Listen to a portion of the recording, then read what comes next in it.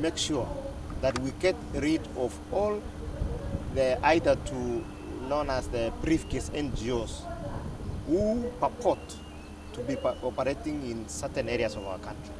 They collect the money from donors, the donor community, but in essence it ends up in people's pockets. So the Kenya government is keen to operationalize the act so that we get rid of them, and such entities actually get to benefit the public as it were.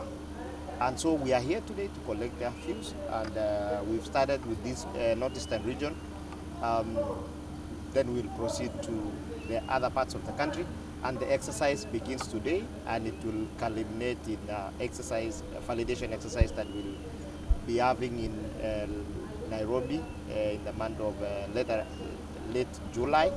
Then we'll be able to collate and put all those views together, and we will take the regulations to Parliament. And from there, once it passes through Parliament, it will go to the AG before being cassated by the CS, Minister of Interior and National Administration. Glad this thing has at long last come out. There was a clause which was actually restricting us, telling us that the county secretary has to operate, and it took about 12 years. We are glad that this thing has at long last come. And you know, the basket for funding is shrinking. You know, the international community is no longer with these Trump regulations and all these things. We want the government to be funding these things, and we are ready to look at transparency and accountability. So these guys can do, and we want the Kenya government to set aside some of these projects which they can't do in far areas or areas that are hard to reach. Before the county, you know, it is actually faith-based organizations, civil society that were running. In places like Turkana and in places like Northeastern, Garissa, Wajir, Mandera, we have had these organizations that were trying to help. And now I'm glad this thing is now being operationalized. We have the public benefits. We are extremely grateful to the government for actually releasing that. Mpya ya CPO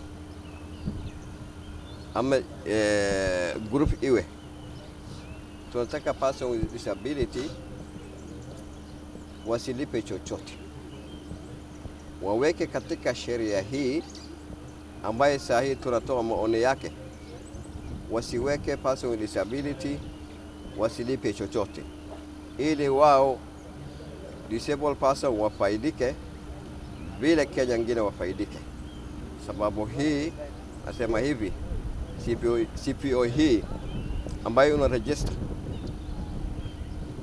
kama huna nguvu yake ama huna pesa zake ama huna chochote ambaye hutalipa, ambaye ulipe, disabled hatafaidika, na hata kwa moja yao wale watafaidika.